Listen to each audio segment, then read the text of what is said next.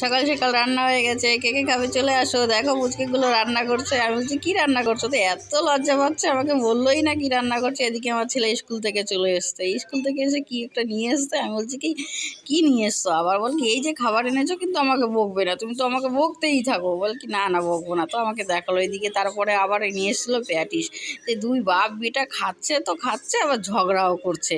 ও বলছে আমাকে কেন দেবে না, ও বলছে না আমি দেবো না, বাবা বলছে দেবো না, ও বলছে আমাকে দাও। তারপর ওর চিপসটাই বললো কি তাহলে আমিও এটা দেবো না, আমি একা একা খাবো, দেখবে তোমাকে কে দাও, আমাকে যা দাও দাও দাও করবে তখনও আমি দেবো না। তখন এটা ঝগড়া মোটে কম হয় না বাপ বেটার। এদিকে দুপুরে রান্নার জন্য সব সবজি টবজি নিয়ে আসলাম। তো ফাইনালি আমার রান্না কমপ্লিটও হয়ে গেল। আজকে ডাল করেছিলাম আর বাঁধাকপি আলু দিয়ে মটরশুঁটি দিয়ে আর বেগুন ভাজা। তো বেগুন ভাজা সব কিছু হয়ে গেল রান্না টান্না। এইদিকে আমার ছেলেটাকে দেয়া করে বাপরে বাপ সব জায়গায় কি করে রেখেছে, সব আমার এখন গুছাতে হবে।